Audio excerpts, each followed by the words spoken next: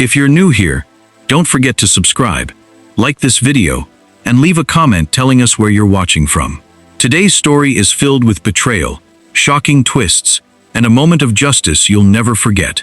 Stay until the very end, because everything changes in a way no one saw coming. The envelope hit the floor before Naledi could even step inside. $930, Naledi Khumalo snapped. That's your rent for this month.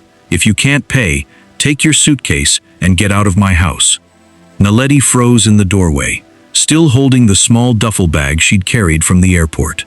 She stared at the paper lying at her feet. Rent? She whispered. You heard me. The living room fell silent. Her stepbrother, Brian, smirked from the couch while two visiting relatives exchanged amused glances. Naledi swallowed the lump in her throat. I just got back from South Korea. I haven't even unpacked. Lorraine folded her arms. And whose problem is that? You're 25 years old. Adults pay their way. Naledi looked around the house she'd grown up in. Every wall held memories of her father. Every corner reminded her of birthdays, family dinners, and lazy Sunday mornings before cancer took him away 4 years earlier. This was my father's home. Lorraine's eyes hardened. It is my home now. Brian laughed. If Dad were alive, he'd tell you to stop being lazy. Naledi's face tightened. My father never called me lazy. Lorraine stepped closer until they were only inches apart. Your father isn't here anymore. I make the rules. Either you pay me $930 every month or you leave today. Naledi wanted to argue. She wanted to scream. Instead, she picked up the envelope. I'll pay. Brian burst into laughter. I knew she'd fold. Lorraine smiled victoriously. Good girl. Naledi quietly walked upstairs to the tiny guest room Lorraine had assigned to her after converting Naledi's old bedroom into Brian's gaming room. She shut the door, locked it, then finally allowed the tears she'd been holding back since the funeral 4 years ago to fall. 3 years earlier, Naledi had received the opportunity of a lifetime. An architecture fellowship in Seoul. Her father had already been seriously ill.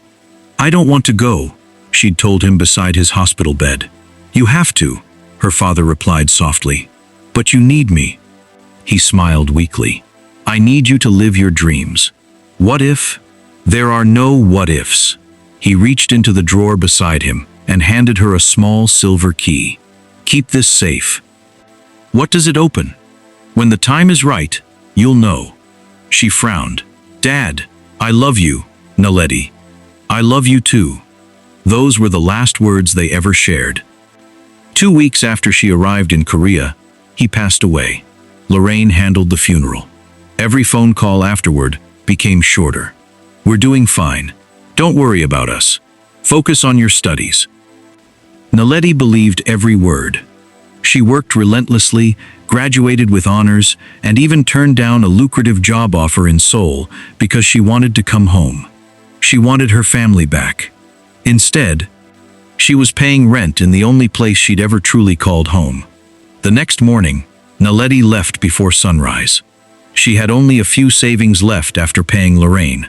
Finding work quickly wasn't optional. It was survival. By noon, she'd attended 3 interviews. Each ended the same way. We'll call you. No one called. As evening approached, dark clouds gathered above Johannesburg. Rain poured without warning.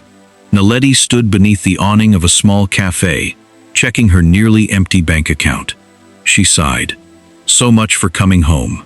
A calm voice interrupted her thoughts. You'll catch a cold standing there. She turned. A tall Korean man held out an umbrella. His black coat was soaked from the rain.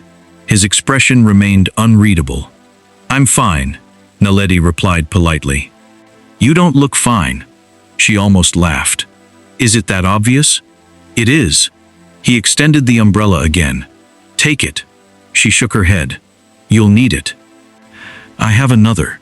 She hesitated. Thank you. He nodded. My name is Min-jun, Naledi. Nice to meet you. She smiled faintly. You too. A black luxury SUV rolled up beside the curb. The driver hurried out. Sir, we've been looking everywhere. Min-jun sighed. I'll be there in a minute. The driver noticed Naledi and quickly bowed. Min-jun shot him a warning glance. The driver immediately straightened. Naledi noticed the exchange. You seem important. He chuckled. Not really. She smiled politely. I should go. Before leaving, Min-jun reached into his pocket and handed her a business card. If you ever need architectural consulting work, call me. She looked at the plain white card. No company logo. Just his name, Kang Min-jun, and a phone number. I appreciate it. I hope things get better. She watched the SUV disappear into traffic. Little did she know. Half of Seoul's business world knew Kang Min-jun as one of Asia's youngest real estate billionaires. He simply preferred that strangers didn't. Back at the mansion, Lorraine was hosting dinner. Brian looked up as Naledi entered. Did you find a job? I'm trying. Lorraine placed another plate on the table. Trying doesn't pay rent. Naledi ignored the comment. I'm exhausted. Lorraine blocked her path. Actually, there's something else. Naledi looked up. What now? You'll also contribute to groceries. I just paid rent yesterday. So? I barely have enough left. Lorraine shrugged. That's not my concern. Brian smirked. Maybe sell that fancy degree from Korea. The relatives laughed. Naledi clenched her fists. I didn't come home to fight. No, Lorraine replied coldly. You came home expecting free accommodation. I came home because this is my family. Lorraine's face darkened. No. She leaned forward. You stopped being family the day you chose Korea over your dying father. The words struck like a slap. Naledi's breathing became uneven. You know that's not true. Oh? You told me he wanted me to stay. He did. You said he barely asked about me. Lorraine looked away for a split second.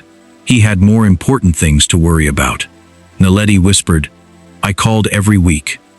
And I answered every week. You said he was sleeping. He usually was. Brian rolled his eyes. Can we stop talking about dead people? Naledi looked at him in disbelief. That was your father too. He raised me. And? Brian shrugged. Life goes on. Naledi felt something break inside her. She quietly walked upstairs. As she reached the guest room, she noticed someone standing outside the front gate. An elderly man in a gray suit. He looked toward the house, then toward a file in his hands. Before Naledi could get a better look, Lorraine rushed outside. What are you doing here? Lorraine demanded. The man adjusted his glasses. I've been trying to locate Miss Naledi Khumalo. Lorraine's smile disappeared. She's not here. Naledi's eyes widened. She was only a few feet away, hidden by the upstairs window. The man frowned. Our records indicate this is her permanent address. Your records are wrong. I have legal documents that require her signature. Lorraine stepped closer, lowering her voice. She left the country years ago and has no intention of returning. The man studied her carefully. I see. I'll inform her if she ever contacts me. Thank you. He turned and walked back toward his car. Lorraine remained frozen until the vehicle disappeared down the street. Only then did she let out a relieved breath. Upstairs, Naledi's heart pounded. Why had Lorraine lied? Who was that man? And what legal documents were so important that someone had been searching for her? Naledi barely slept that night. The image of Lorraine lying to the elderly man replayed in her mind over and over.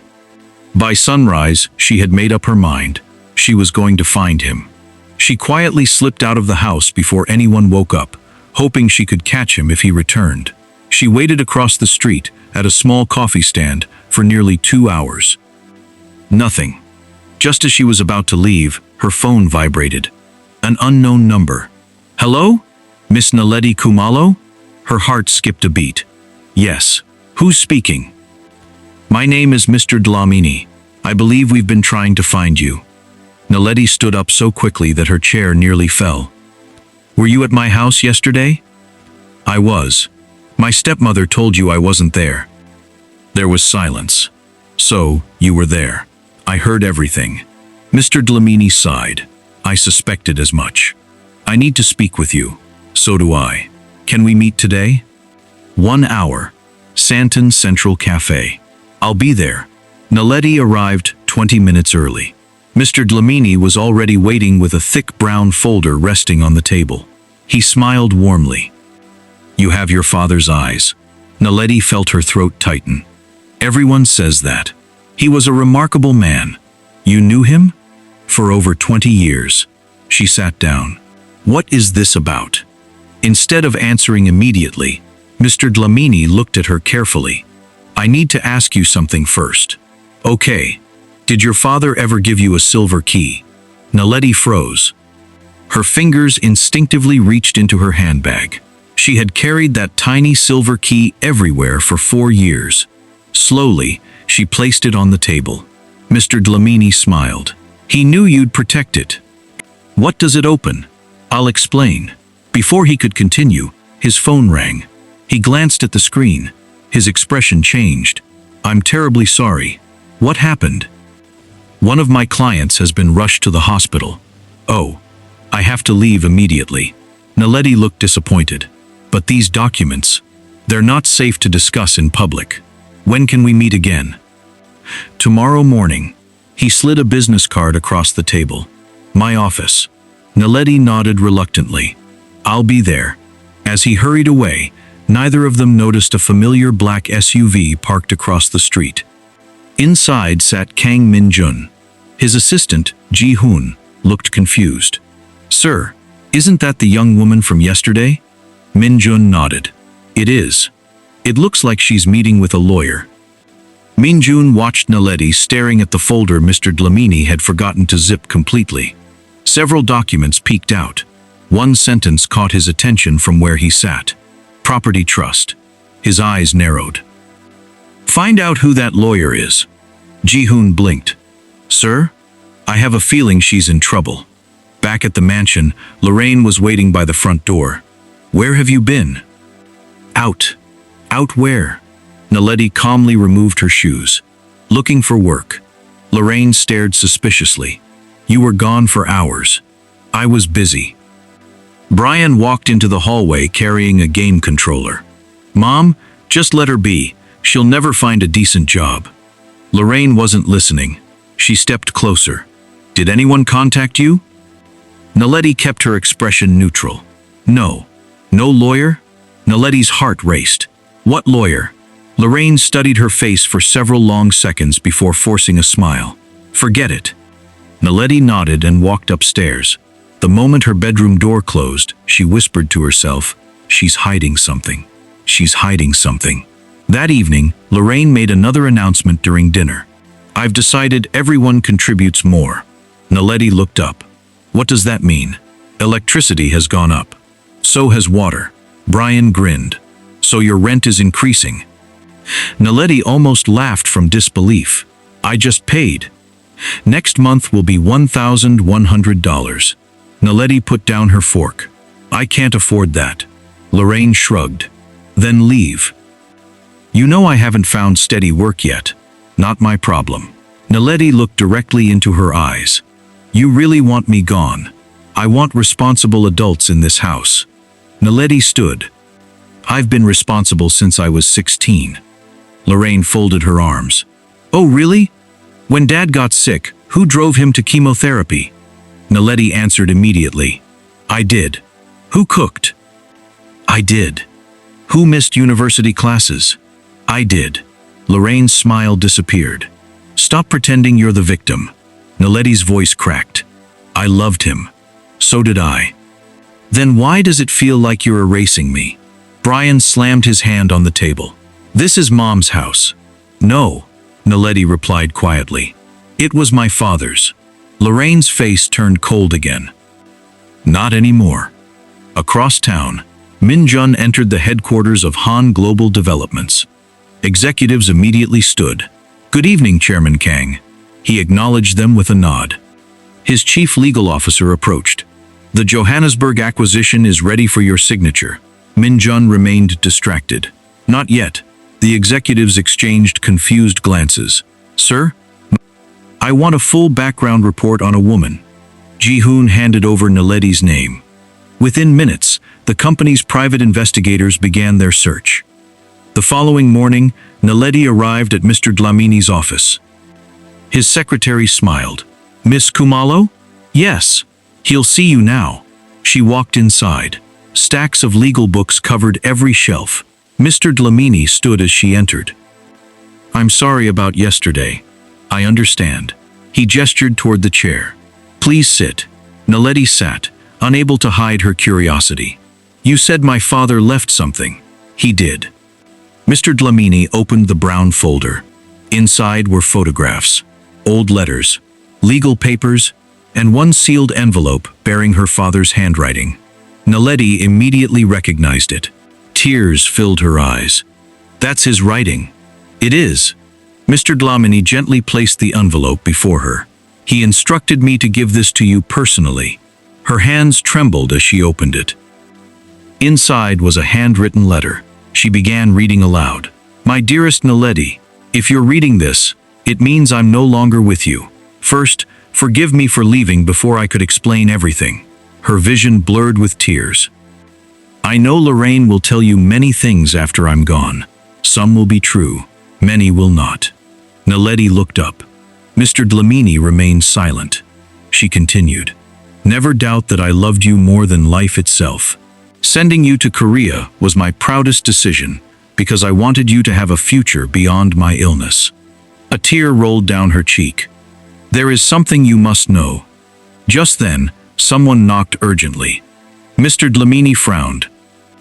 "I said no interruptions." His secretary opened the door slightly. "I'm sorry, sir, but these gentlemen insist." 3 men in expensive suits walked in without waiting for permission. The leader smiled politely. "Apologies for interrupting." Mr. Dlamini stood. "And you are?" The man extended a business card. "I represent Han Global Developments." Mr. Dlamini looked confused. "What does one of Asia's largest real estate companies want with my client?" The man smiled. "Our chairman wishes to meet Miss Naledi Khumalo." Naledi stared in disbelief. "Me?" The representative nodded. At his earliest convenience, Mr. Dlamini closed the folder immediately. "My client is busy. It's a matter of great importance." Naledi looked between them. "I don't even know your chairman." The representative smiled knowingly. "You've already met him."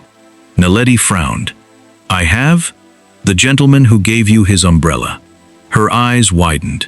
"Kang Min-jun?" The representative bowed slightly. "Chairman Kang Min-jun." Naledi stared at the representative, convinced she had heard him wrong. "The man from the cafe?" "Yes, Miss Khumalo." "The one who said he was just a consultant?" The representative smiled awkwardly. "Our chairman prefers not to introduce himself by his title." Naledi let out a breath she didn't realize she had been holding. "So, he's the chairman of Han Global." "He is." Mr. Dlamini closed the file in front of him.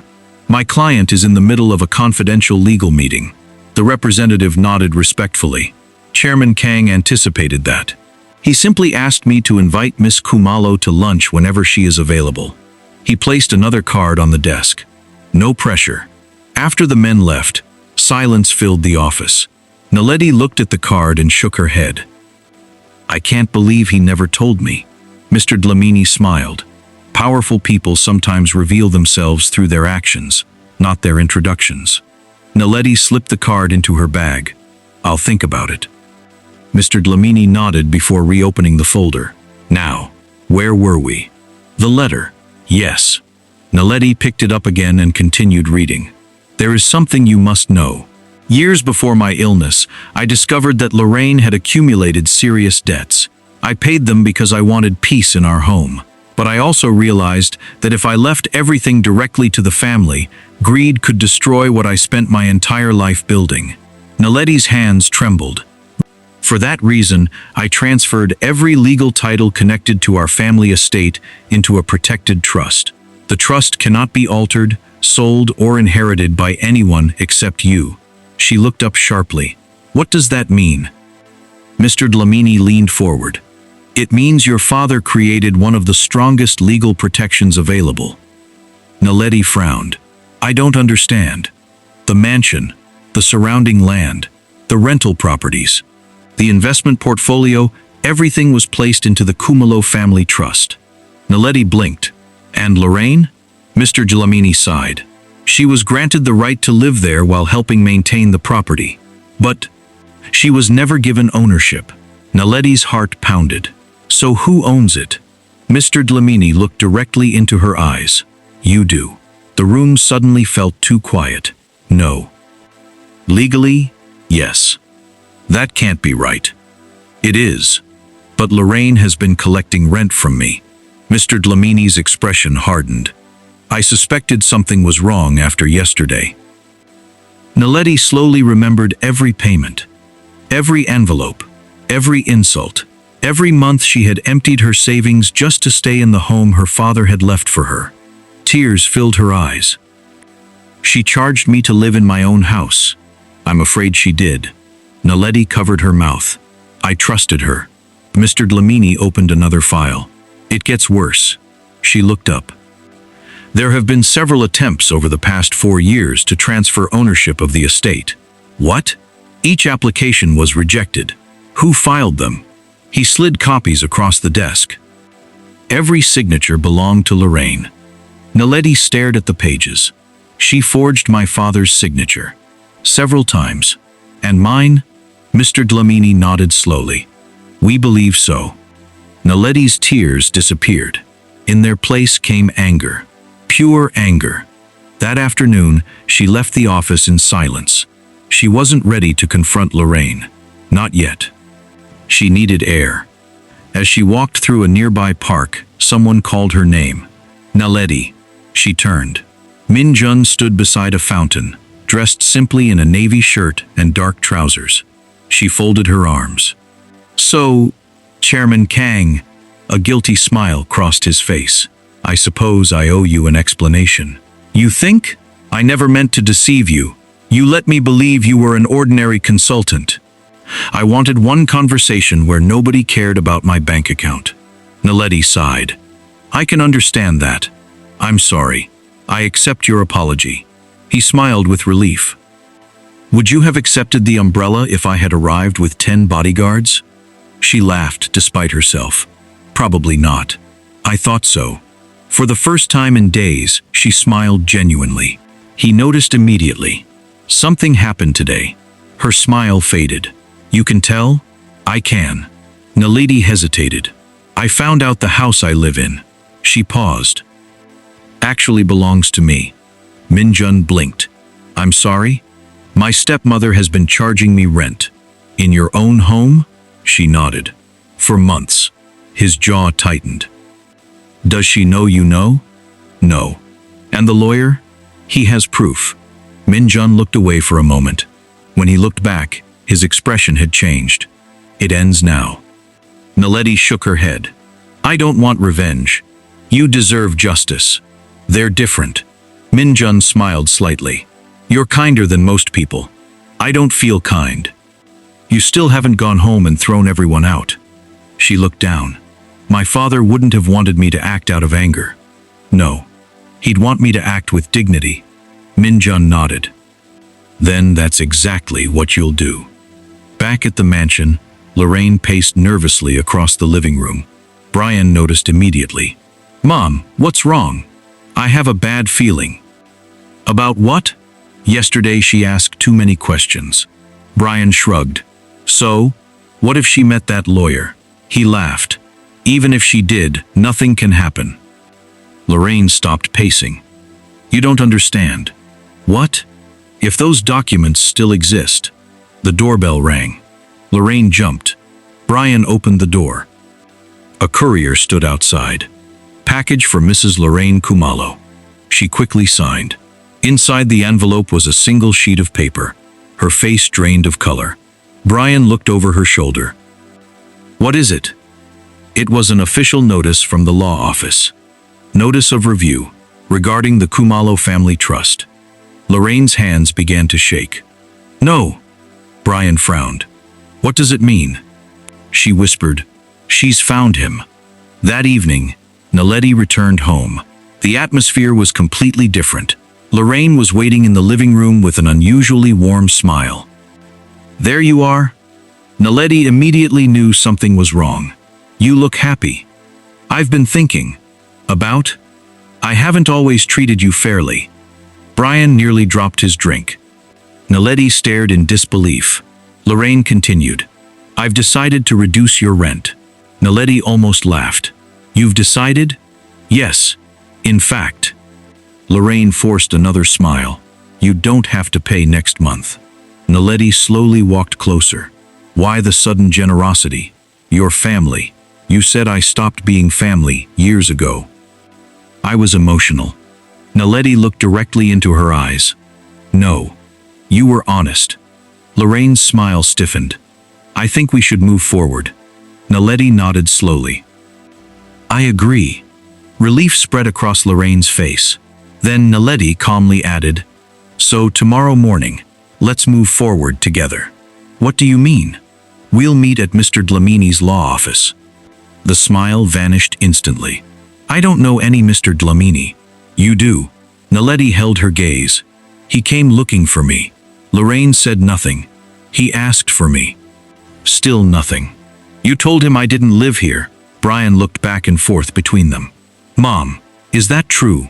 Lorraine snapped. "Stay out of this." Naledi took one more step.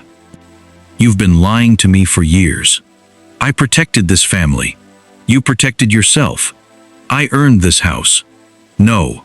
Naledi's voice became calm, almost frighteningly calm. "My father earned this house." Lorraine's breathing grew heavier. "You don't know what you're talking about." Naledi reached into her bag and removed a photocopy of the trust's cover page. She placed it gently on the coffee table. "I know enough." Lorraine looked down. The moment she saw the words Khumalo Family Trust, every ounce of color disappeared from her face. For the first time in years, she realized the truth she had buried was about to destroy everything she had built on lies. Naledi watched Lorraine's hands tremble over the document. For several seconds, neither woman spoke. Brian finally broke the silence. "Mom, what is this?" Lorraine quickly shoved the paper back across the table. "It means nothing."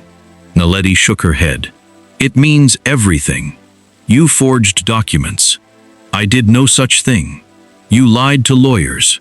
I was protecting your father's wishes." Naledi looked her straight in the eyes. "My father wrote those wishes himself." Lorraine's confidence cracked. "You don't have the full trust."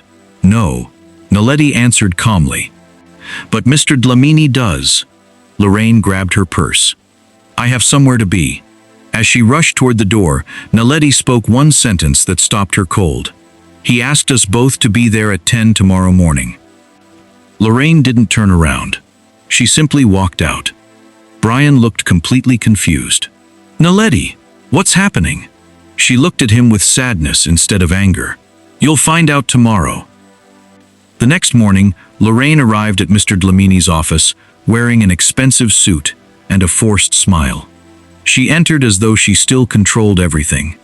Naledi was already seated beside Mr. Dlamini. A few moments later, another familiar face walked in. "Kang Min-jun." Lorraine frowned. "And who is he?" Mr. Dlamini answered. "A witness." Min-jun took a seat quietly. Lorraine scoffed. "This is ridiculous." Mr. Dlamini folded his hands. "Mrs. Khumalo, thank you for coming. I don't know why I'm here. You are here because your late husband instructed this office to review the Khumalo Family Trust once Miss Naledi Khumalo reached her 25th birthday." Lorraine forced a laugh. "That old paperwork again?"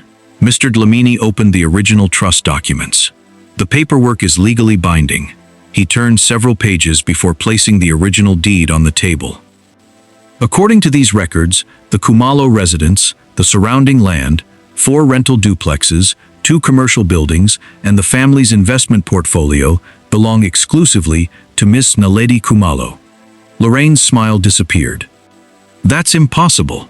"It is not. I was his wife. You were granted lifetime residence under certain conditions." "What conditions?" "You were required to preserve the estate for Naledi." Mr. Dlamini slid another folder across the table. Instead, you attempted to transfer ownership 6 separate times. Lorraine's breathing became uneven. You also submitted forged signatures. You falsely informed this office that Miss Khumalo could not be located despite knowing she had returned. Silence. Brian slowly looked at his mother. Mom? She couldn't answer. Mr. Dlamini continued. There is another matter. He handed Naledi a ledger. These are the rent payments you collected from the legal owner of the property. Naledi stared at the pages. Every payment she'd struggled to make was listed. Every dollar, every date. Her eyes filled with tears. You charged me, her voice cracked, to live in the home my father left me. Lorraine finally spoke. I needed the money. You had rental income from 4 duplexes. I had expenses. You had investments. I deserved compensation. Naledi stood. My father trusted you. I sacrificed for this family. So did I. The room echoed with emotion. I missed school to care for him. I held his hand through chemotherapy. I cleaned his room. I prayed every night that he'd recover. Tears streamed down Naledi's face, and while I was grieving him in another country, she looked directly at Lorraine. You were rewriting my place in his life. Lorraine lowered her eyes. For the first time, she had no excuse. Just then, there was another knock. 2 police officers entered the office. One stepped forward. Mrs. Lorraine Khumalo? She looked up nervously. Yes? We've received sufficient evidence to begin an investigation into allegations of fraud, forgery, and obtaining money by deception. Brian's face turned pale. Mom, tell them they're wrong. Lorraine said nothing. One officer continued. You are not under arrest at this moment, but you are required to accompany us for questioning. She looked desperately at Naledi. Please. Naledi remained silent. You can't let this happen. I didn't do this. Lorraine's voice shook. I raised you. Naledi answered quietly. My father asked you to protect me. The officers escorted Lorraine toward the door. Before leaving, she turned one last time. I'm sorry. Naledi didn't respond immediately. When she finally did, her voice was calm. I hope one day you mean that. 3 weeks later, the court officially restored full control of the Khumalo estate to Naledi. She walked through the mansion slowly. For the first time in years, it felt like home again. She entered her father's old study. Everything remained exactly as he'd left it. His favorite chair, his photographs, his bookshelf. She gently placed his letter inside the desk drawer and smiled through her tears. I finally came home, Dad. A soft knock came from the doorway. Min-jun. You ready? She smiled. I am. Outside, dozens of architects, engineers, and community leaders gathered in front of the property. Naledi stepped onto the small stage. Microphones pointed toward her. A reporter asked, Miss Khumalo, what will you do with such a valuable estate? She looked across the crowd. My father taught me that a home isn't measured by its price. She paused. It's measured by the people who find hope inside it. The audience listened carefully. So today, I'm announcing the Khumalo Foundation. Applause erupted. This estate will provide scholarships for underprivileged students who dream of becoming architects, engineers, and designers. Another wave of applause followed. No young person should give up on their future because they lack opportunity. Min-jun smiled proudly from the front row. A reporter turned toward him. Chairman Kang, Han Global recently offered Miss Khumalo a senior leadership position. Can you confirm that? He nodded. I can. Why her? He smiled. Because integrity can't be taught.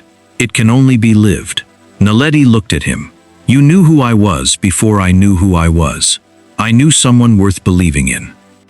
Months later, the two stood together on the balcony of a newly completed community housing project, built through a partnership between the Khumalo Foundation and Han Global. Families laughed as children played in the gardens below. Naledi turned toward Min-jun. You know, what? If you hadn't handed me that umbrella, he laughed. I think destiny would have found another way. She smiled. Maybe. He gently took her hand. I'm glad it didn't have to. They stood together watching the sunset, knowing that neither wealth nor titles had brought them together. Truth had. Courage had. And a promise made by a loving father had finally been fulfilled. If this story touched your heart, don't forget to like this video, subscribe to the channel, and turn on the notification bell so you never miss another unforgettable Afro-Korean story. We'd also love to hear your thoughts in the comments. If you were in Naledi's position, would you have forgiven Lorraine, or would you have handled things differently? Thanks for watching, and we'll see you in the next story.